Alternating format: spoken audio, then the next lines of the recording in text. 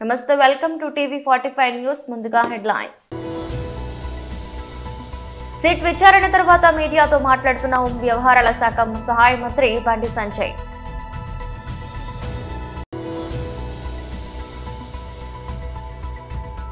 అచ్చంపేట నియోజకవర్గ BRS party కార్యకర్తల సమావేశం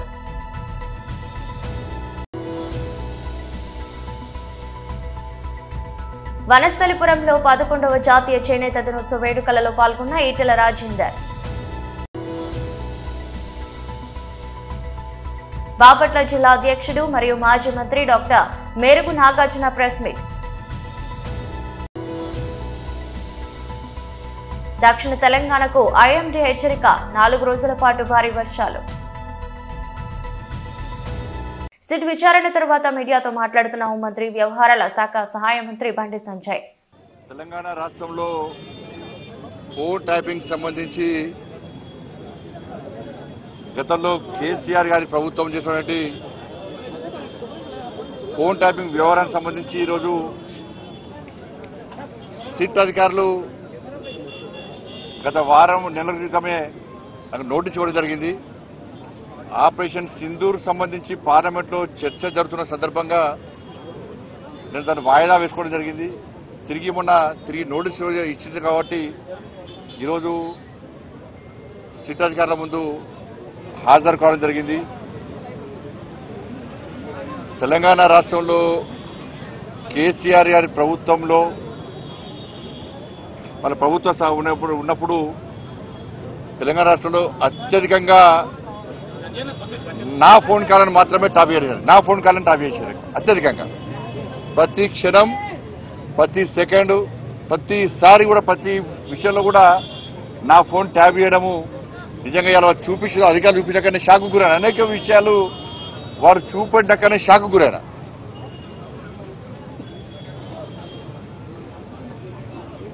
ఎంత నీచులు వీళ్ళంటే కేసీఆర్ కుటుంబము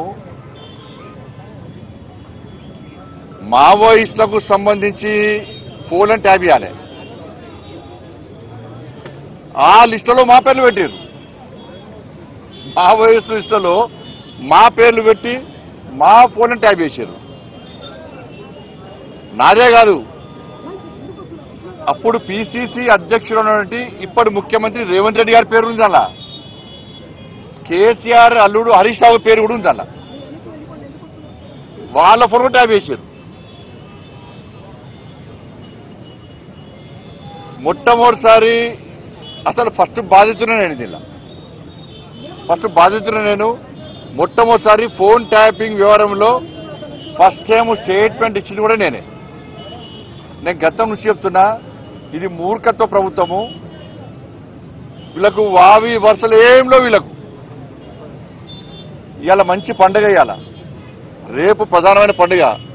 బంధాలు అనుబంధాలకు సంబంధించినటువంటి ఇవాళ పండుగలు. ఇవాళ అమ్మవారి పండుగ అంటే వరలక్ష్మి శుక్రవారం, రేపు రాఖీ పండుగ. ఇవాళ ఇన్ని పండుగలైనా కూడా ఇవాళ వేలాది మంది ఇవాళ భారతీయ జనతా పార్టీ కార్యకర్తలు పండుగలు వదిలిపెట్టి తరలి వచ్చారు ఇవాళ.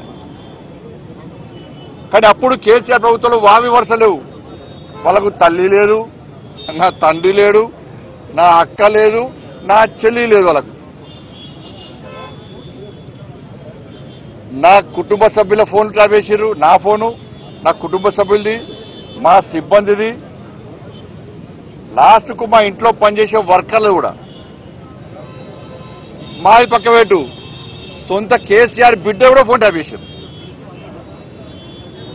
కేసీఆర్ అల్లుని కూడా చేశారు. వీళ్ళని ఏమనాలో తెలంగాణ సమాజం ఆలోచించాలి. అచ్చంపేట నియోజకవర్గ బీఆర్ఎస్ పార్టీ కార్యకర్తల సమావేశం. కార్యకర్తలకు, నాయకులకు, ప్రజాప్రతినిధులకు ఈ కార్యక్రమానికి నాతో పాటు వేదిక పైన ఉన్నటువంటి పెద్దలందరికీ అందరి కూడా మా కలవకుర్తి ప్రజల తరఫున, మన గౌరవ అధ్యక్షుడు కేసీఆర్ తరఫున మీకందరు కూడా శుభాకాంక్షలు, శుభాభినందనలు తెలియజేస్తా ఉన్నాను. మరి ఈరోజు ఈ సమావేశం ఎందుకు ఏర్పాటు చేసుకోవడం జరిగింది? దానికి కారణం మీకు అంతా తెలుసు. మేమంతా రావడం కూడా పార్టీ అధ్యక్షుని ఆదేశం ప్రకారమే రావడం జరిగింది. ఇవాళ కంటికి రెప్పలాగా మీ అందరినీ కాపాడుకోవాల్సిన బాధ్యత ఈరోజు వేదికపై ఉన్నటువంటి మా అందరిపైన ఉందనే విషయాన్ని కూడా ఈ సందర్భంగా తెలియజేస్తా ఉన్నాను. అచ్చంపేట నియోజకవర్గం మొత్తం పాలమూరు జిల్లాలో చాలా ప్రేమ ఉన్నటువంటి నియోజకవర్గం. నేను ఎన్టీఆర్ కాలం నుంచి పెద్దలు మహేంద్రనాథ్ గారు ఇక్కడ ప్రాతినిధ్యం వహించినప్పటి నుంచి కూడా అచ్చంపేటకు మా కల్వకుర్తికి అవినాభావ సంబంధం ఉంది. ఈ రెండు కూడా కవల పిల్లలు. కల్వకుర్తి, అచ్చంపేట కవల పిల్లలు. ఒక్కటే తల్లికి పుట్టినటువంటి కవల పిల్లలని ఈ సందర్భంగా తెలియజేస్తా ఉన్నాను. ఈ కవల పిల్లలను కాపాడుకోవాల్సిన బాధ్యత ఈరోజు కేసీఆర్ గారి దూతలుగా వచ్చిన ఈ వేదిక పైన ఉన్నటువంటి పెద్దలందరిపైన ఉందనే విషయాన్ని ఈ సందర్భంగా తెలియజేస్తా ఉన్నాను. పాత పాలమూరు జిల్లాలో ఉన్నటువంటి నాయకత్వం మనందరం కూడా సమన్వయంతో పనిచేస్తే ఎక్కడ కూడా మనము విభేదాలు లేకుండా పనిచేస్తే భవిష్యత్తు రోజులు మళ్ళీ టీఆర్ఎస్ పార్టీకే ఉంటుందనే విషయాన్ని ఈ సందర్భంగా తెలియజేస్తా ఉన్నాను. ఈ అచ్చంపేటకు నేను చూసినప్పటి నుంచి కూడా రిజర్వేషన్ ఉన్నప్పటికీ స్థానికంగా ఇక్కడ ఆ రిజర్వేషన్ తీసుకునే అటువంటి నాయకత్వం లేనప్పటికీ కూడా బయట నుంచి ఎంతో మంది వచ్చారు. మహేంద్రనాథ్ గారు ఇక్కడ పోటీ చేయడం జరిగింది. మహేంద్రనాథ్ గారిని కూడా మీరందరూ కూడా చాలా కష్టపడి గ్రామం తిరిగి ఓట్లు వేయించి గెలిపించి ఎన్టీ రామారావు గారి ప్రభుత్వంలో 2 సార్లు మంత్రివర్గంలో ఆయనకు గుర్తింపించినటువంటి మీకందరు కూడా నిజంగా ఎంత గౌరవం దక్కిందంటే అది అచ్చంపేట కార్యకర్తలకు నాయకులని ఈ సందర్భంగా తెలియజేస్తా ఉన్నాను. అదేవిధంగా పెద్దలు రాములు ఇక్కడ 3 సార్లు పోటీ చేసిండు. ఒకసారి మంత్రివర్గంలో ఉన్నాడు. ఆయన కూడా మా కల్వకుర్తే. కానీ అచ్చంపేట ఆదరించి గౌరవించి దీవించి ఓట్లేసి ఆయనను కూడా అసెంబ్లీకి పంపించడం జరిగింది, పార్లమెంట్కి పంపించడం జరిగింది, ఓసారి మంత్రిగా కూడా చేయడం జరిగింది. అదేవిధంగా బాలరాజు గారు నిజంగా చెప్పాలంటే అచ్చంపేట వాస్తవుడు కాదు. ఆయన నాగర్కర్నూలుకు సంబంధించినటువంటి గోపాల్పేట మండలానికి సంబంధించిన నాయకుడు. టీఆర్ఎస్లో పనిచేసిండు, కేసీఆర్ నాయకత్వంలో పనిచేసిండు. 2009లో ఆయనకు పార్లమెంట్ సభ్యుడిగా బీఫామ్ ఇచ్చిండు, ఇక్కడ పోటీ చేసిండు, ఓడిపోయిండు. ఓడిపోయినప్పుడు కూడా మళ్ళీ కేసీఆర్ గారి దగ్గర తీసుకొని ఆయనకు 3 సార్లు మళ్ళా ఎమ్మెల్యే టికెట్ ఇచ్చి 2 సార్లు టీఆర్ఎస్ ప్రభుత్వం తరఫున మీరందరూ గెలిపించే ఘనత మీకే దక్కిందనే విషయాన్ని ఈ సందర్భంగా తెలియజేస్తా ఉన్నాను. వనస్థలిపురంలో 11వ జాతీయ చేనేత దినోత్సవ వేడుకలలో పాల్గొన్న ఈటెల రాజేందర్. పెద్దలు అన్యతగా భావించొద్దు. మరి మన పెద్దలకి అర్జెంట్ వెళ్ళేది ఉంది కాబట్టి మన పార్లమెంట్ సభ్యులు ఈటెల రాజేంద్రని మాట్లాడవలసిందిగా కోరుతున్నాం.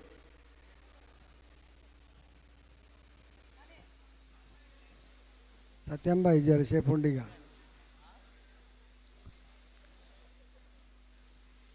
11వ జాతీయ చేనేత ఉత్సవాన్ని జరుపుకుంటున్న నేతన్నలకందరికీ దేశవ్యాప్తంగా రాష్ట్ర వ్యాప్తంగా డివిజన్ల వారీగా గ్రామాల వారీగా సొసైటీల వారీగా నాకు తెలిసి ఈరోజు ప్రధానమంత్రి గారి నుంచి మొదలుపెట్టి రాష్ట్ర ప్రభుత్వాల వరకు మన సంఘాలు సొసైటీలు అన్నీ కోట్లాది మంది ఇన్వాల్వ్ అయ్యి ఈరోజు ఈ ఉత్సవాన్ని జరుపుకుంటా ఉన్నారు.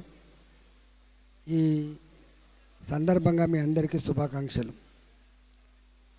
ఇది రంగారెడ్డి జిల్లా పరిధిలో భారతీయ జనతా పార్టీలో ఉన్న నాయకత్వం ఈ కార్యక్రమాన్ని రూపొందించింది. దీని అధ్యక్షులు పెద్దలు రఘురామ్ గారు, ఈ కార్యక్రమానికి అతిథులకు వచ్చినటువంటి చిరంజీవులు గారు, పెద్దలు స్వామన్న, సత్యం గారు, మా అధ్యక్షులు శ్రీనివాసరెడ్డి గారు, రవీందర్ గారు, కొప్పుల నరసింహారెడ్డి గారు, లచ్చిరెడ్డి గారు, నరసింహ గారు, నరసింహరావు గారు మా మిత్రులు, అదేవిధంగా జగదీష్ గారు, రాములు గారు, జ్ఞానేశ్వర్ గారు, ప్రభాకర్ గారు, నరేందర్ గారు, దశరథ్ గారు, శ్రీనివాస్ గారు, సంధ్యారాణి గారు, భారతమ్మ గారు, పద్మారెడ్డి గారు, అందరికీ మనోహర్ గారు, అందరికీ పేరు పేరున నమస్కారం. ఈ చేనేత దినోత్సవం అనేక సంవత్సరాలుగా దరఖాస్తులు ఇచ్చి దండం పెట్టినా కూడా అది కాలే. కానీ మొదలుపెట్టింది మాత్రం ఇంతకుముందు మా చిరంజీవి గారు చెప్పినట్టుగా వెంకన్న గారి నాయకత్వంలో ప్రధానమంత్రి నరేంద్ర మోడీ గారిని కలిసి ఎక్స్ప్లెయిన్ చేసిన తర్వాత మొట్టమొదటిసారిగా మోడీ గారి నాయకత్వంలో ఈ చేనేత దినోత్సవాన్ని జరుపుకుంటా ఉన్నాం మనం. రెండవది,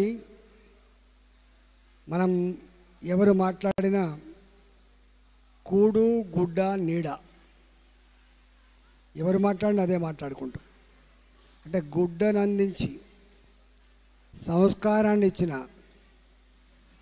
మనిషికి అన్ని జీవాల కంటే కూడా ఒక ప్రత్యేకతని సంతరించుకున్నటువంటి దాని కారకులు చేనేత కార్మికులు.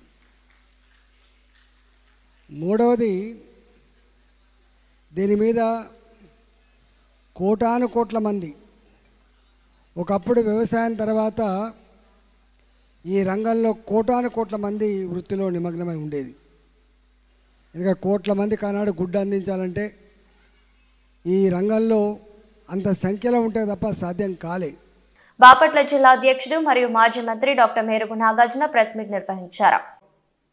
వారితో తప్పుడు ప్రచారాలు చేయించడం, వ్యక్తిగత హన్నాలు చేయించడం పరిపాటి అయిపోయింది చంద్రబాబు నాయుడు గారికి. జడ్పీటీసీ ఎన్నికల సందర్భంగా ఒకవైపు వైసీపీ వాళ్ళ మీద బహిరంగ దాడులు, అఘాయిత్యాలు చేయిస్తూనే వాళ్ళకేమో పోలీసులు పూర్తిగా కొమ్ము కాస్తున్నారు. అక్కడ దారుణ పరిస్థితులను పరిశీలిస్తున్న రాష్ట్ర ప్రజానీకం చంద్రబాబును ఒక ప్రక్క అసహించుకుంటున్నారని కూడా ఆయనకు తెలుసు. అయినా హఠాత్తుగా వివేకానంద రెడ్డి గారి కుమార్తె సునీతమ్మన రంగంలో దించుతూ ఉండటం అలవాటైపోయింది. వివేకానంద రెడ్డి గారిని హత్య చేసిన హంతకులు వాళ్ళకి చేదోడు వాదోడుగా ఉండటం. ఈరోజు వివేకానంద రెడ్డి గారి యొక్క ఆత్మ స్తోభిస్తుందని సునీతమ్మకు తెలియదా? ఇప్పుడు మళ్ళీ చంద్రబాబు చేతిలో ఓన్లీ రాజకీయ కీలు బొమ్మలాగా మరి సునీతమ్మ వ్యవహరిస్తా ఉందంటే, వివేకానంద రెడ్డి గారి హత్య మొదలు హత్య ఘటన వాడుకొని గత 2 ఎన్నికల్లో చంద్రబాబు నాయుడు లబ్ధి పొందాలని మరి వివిధ పార్టీ వ్యవస్థలో ఉన్న ఆయన మనుషులు ఈ కేసును ప్రక్కదోవ పట్టించాలని అనేక అభూత కల్పనలతో అమాయకులను, నిర్దోషులను జైల్లో పెట్టించి ఏకంగా రాక్షసానందం పడినటువంటి పరిస్థితి కూడా ఈ రాష్ట్రం చూస్తూనే ఉన్నాం. వివేకానంద రెడ్డి గారిని తానే చంపానని టీవీ ఛానల్లో దస్తగిరి అనే వ్యక్తి చెబితే, అలాంటి దస్తగిరిని అప్రూవర్గా మార్చిన ఘనత చంద్రబాబు నాయుడు గారికి కాదా? తన తండ్రి హంతకులు చట్టం చేతిలో కాకుండా బయట విచ్చలవిడిగా అన్యాయాలు చేస్తూ తిరుగుతూ ఉంటే వారికి హితోధికంగా సహాయము, తోడ్పాటు అందించింది సునీతమ్మ కాదా అని అడుగుతా ఉన్నా. ఇప్పుడు మళ్ళీ జడ్పీటీసీ ఎన్నికలకు దృష్టిలో పెట్టుకుని చంద్రబాబు చెబుతున్నట్టు మాట్లాడటం, ఎన్నిక వస్తే ఆమె వచ్చేస్తుంది. ఏదో ఒక రకంగా వివేకానంద రెడ్డి గారి హత్యను అడ్డం పెట్టుకుని ప్రజలను ప్రక్కదోవ పట్టించాలని చూస్తూ ఉంటుంది. ఈరోజు అన్నిటికన్నా ఈ వ్యవస్థలో వివేకానంద రెడ్డి గారి హత్య ఎవరి హయాంలో జరిగింది? రాబోయే 4 రోజుల పాటు దక్షిణ తెలంగాణలో భారీ వర్షాలు కురుస్తాయని వాతావరణ శాఖ ప్రకటించింది. ఉపరితల ఆవర్తనం ప్రభావంతో పలు జిల్లాల్లో మోస్తారు నుంచి భారీ వర్షాలు కురిసే అవకాశం ఉందని హెచ్చరించింది. వనపర్తి, మహబూబ్ నగర్, నల్గొండ, యాదాద్రి, నాగర్ కర్నూలు, గద్వాల, నారాయణపేట జిల్లాలకు ఎల్లో అలర్ట్ జారీ చేసింది. కాగా హైదరాబాద్ లో ఈరోజు తేలికపాటి నుంచి ఓ మోస్తరు వర్షాలు పడతాయని తెలిపింది. ఈ నెల 27వ తేదీ నుంచి సెప్టెంబర్ నెల 16వ తేదీ వరకు నిర్వహించనున్న కాణిపాకం వరసిద్ధి వినాయక స్వామి వారి బ్రహ్మోత్సవాలను అత్యంత వైభవంగా నిర్వహిస్తున్నట్లు కాణిపాకం వరసిద్ధి వినాయక స్వామి వారి దేవస్థానం ఈవో పెంచల కిషోర్ తెలిపారు. శుక్రవారం ఈవో చాంబర్ నందు ఏర్పాటు చేసిన మీడియా సమావేశంలో మాట్లాడుతూ ఈ ఏడాది నిర్వహించిన స్వామివారి బ్రహ్మోత్సవాలను అత్యంత వైభవంగా నిర్వహించడానికి ఇప్పటి నుంచి ఏర్పాట్లు చేస్తున్నట్లు వెల్లడించారు. ఏర్పాట్ల విషయంపై స్థానిక ఎమ్మెల్యే మురళీమోహన్, జిల్లా కలెక్టర్ సుమిత్ కుమార్, ఎస్పీ మణికంఠ చందోల్ వారి ఆధ్వర్యంలో ఆలయ అధికారులు ఉభయదారులతో కలిసి సమావేశం నిర్వహించడం జరిగిందన్నారు. 21 రోజుల పాటు నిర్వహించే బ్రహ్మోత్సవాల్లో భక్తులకు ఎలాంటి ఇబ్బందులు తలెత్తకుండా స్వామివారి దర్శనం కల్పించడంతో పాటు తీర్థ ప్రసాదాలను అందుబాటులో ఉంచడం జరిగిందని తెలిపారు. రోజు 50,000 మంది భక్తులు స్వామివారిని దర్శించుకునే విధంగా ఏర్పాట్లు చేస్తున్నట్లు వెల్లడించారు. స్వామివారి బ్రహ్మోత్సవాలకు రాష్ట్ర ముఖ్యమంత్రి చంద్రబాబు నాయుడు, మంత్రి వర్యులు నారా లోకేష్, దేవాదాయ శాఖ మంత్రి ఆనం రామనారాయణ రెడ్డి మంత్రులు ఆహ్వానిస్తున్నట్లు పేర్కొన్నారు. బ్రహ్మోత్సవాలకు రాష్ట్ర వ్యాప్తంగా భక్తులు తరలివచ్చి స్వామివారిని దర్శించుకుని స్వామివారి కృపకు పాత్రులు కాగలరని కోరారు. వరసిద్ధి వినాయక స్వామి దేవస్థానం కాణిపాకం నందు ఈ నెల 27వ తేదీ నుంచి వినాయక చవితి మొదలు సెప్టెంబర్ నెల 16వ తేదీ వరకు మనకి బ్రహ్మోత్సవాలు జరుగుతాయి. వీటిల్లో ముఖ్యంగా మనకి 27వ తారీఖున వినాయక చవితి కాబట్టి అధిక సంఖ్యలో మనకి భక్తులు వచ్చే అవకాశం ఉంది.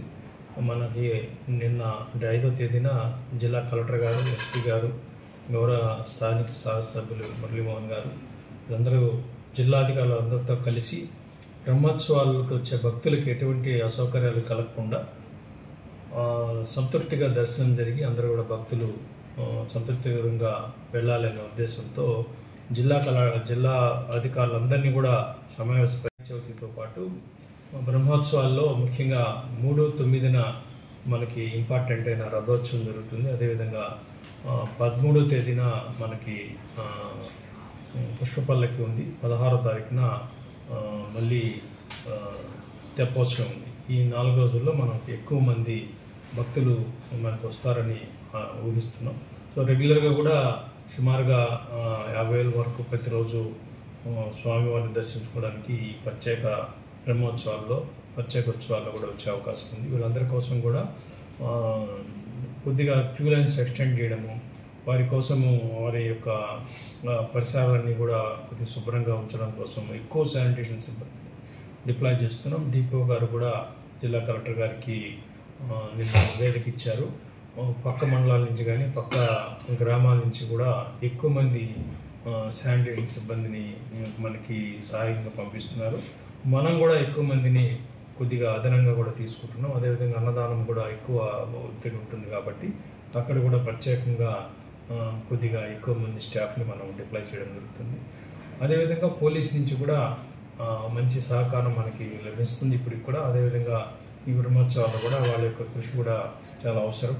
ముఖ్యంగా క్రౌడ్ మేనేజ్మెంట్, అదేవిధంగా ఈ వెహికులర్ ట్రాఫిక్లో చాలా ఇబ్బందులు మనం ఎదుర్కొంటాం. చాలా దూరం నుంచి వెహికల్స్ అన్నీ జామ్ అయ్యే అవకాశం ఉంది కాబట్టి వాటిని ప్రాపర్గా పార్కింగ్ ప్లేస్లో పెట్టించడం, మళ్ళీ వెళ్ళేటప్పుడు కూడా ప్రాపర్గా పంపించడం, ఈ యాక్టివిటీస్ని పోలీస్ డిపార్ట్మెంటు చాలా దగ్గర ఉండి చూసుకోవాల్సిన అవసరం ఉంది. వారికి కూడా మళ్ళీ అడిషనల్ ఎస్పీ గారు, డిఎస్పీ గారు, సిఏ గారు, ఎస్ఐ గారు అందరూ కూడా మళ్ళీ ప్రత్యేకంగా ఈ లొకేషన్స్ అన్నీ ఈరోజు కానీ రేపు కానీ చూసే అవకాశం ఉంది. పర్సనల్గా ఇన్స్పెక్ట్ చేసే అవకాశం ఉంది. ఈ రకంగా భక్తులందరికీ వచ్చే వాళ్ళందరికీ కూడా ఎక్కడ కూడా ఎటువంటి ఇబ్బందులు కలగకుండా దేవస్థానం తరపు నుంచి, అదేవిధంగా జిల్లా యంత్రాంగం నుంచి కూడా అన్ని. పెద్దపల్లి జిల్లా గోదావరి కని ప్రభుత్వ ఆసుపత్రిలో కాంట్రాక్టు కార్మికులకు కాంట్రాక్టు జీవో ప్రకారం జీతాలను ఇవ్వడం లేదని తెలంగాణ రక్షణ సమితి డెమోక్రటిక్ రాష్ట్ర ప్రధాన కార్యదర్శి తోడేటి శంకర్ ఆరోపించారు. గోదావరి కనిలో గవర్నమెంట్ హాస్పిటల్ మెడికల్ కాలేజీలో 150 మందికి జీవోపకారంగా జీతాలు ఇవ్వడం లేదని మరి కలెక్టర్కు అట్లాగే మెడికల్ ఆఫీసర్కు లెటర్ ఇవ్వడం జరిగింది. కాబట్టి జీవోపకారంగా జీతాలు ఇవ్వకుండా కాంట్రాక్టర్ అనే వ్యక్తి 11,000 రూపాయలు ఇచ్చి చేతులు దులుపుకుంటున్నాడు.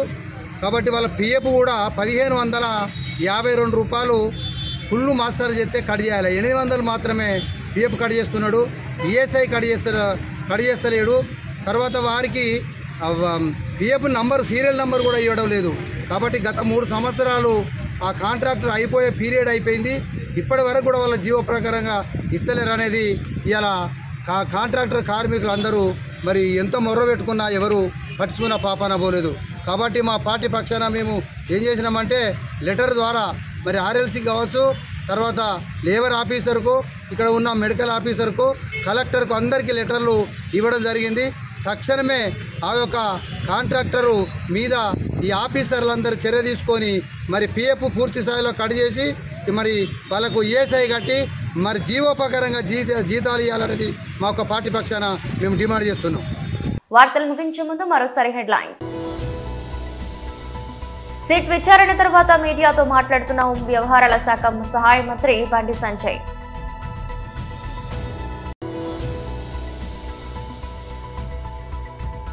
అచ్చంపేట నియోజకవర్గ బీఆర్ఎస్ పార్టీ కార్యకర్తల సమావేశం.